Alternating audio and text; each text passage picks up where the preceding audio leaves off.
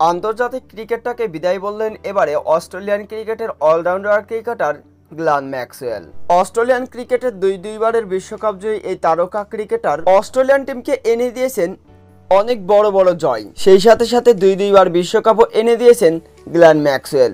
বিশেষ করে 2023 সালের ওয়ার্ল্ড কাপের কথা তো ভোলার মতো নয় ক্রিকেট বিশ্বের, কেননা আফগানিস্তানের বিপক্ষে যখন অস্ট্রেলিয়ান ক্রিকেট টিমের একের পর এক ব্যাটসম্যানের আসা যাওয়া ঠিক তখনই একা হাতে দলকে জিতিয়েছিলেন এবং অবিস্মরণীয় এক ম্যাচ খেলেছিলেন গ্লেন ম্যাক্সওয়েল। সেই ম্যাচের কথা হয়তো এখন পর্যন্ত ভুলতে পারেনি ক্রিকেট বিশ্ব, আর কোনোদিন হয়তো ভুলতেও পারবে না গ্লেন ম্যাক্সওয়েলের এই ম্যাচের কথা।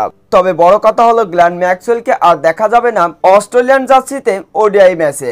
অস্ট্রেলিয়ার হয়ে 149টি ওডিআই ম্যাচ খেলেছেন গ্লেন ম্যাক্সওয়েল, যেখানে ব্যাট হাতে 3990 রান করেছেন গ্লেন ম্যাক্সওয়েল। এছাড়াও বল হাতে 77টি উইকেট শিকার করেন অস্ট্রেলিয়ান ক্রিকেটের এই তারকা অলরাউন্ডার ক্রিকেটার গ্লেন ম্যাক্সওয়েল।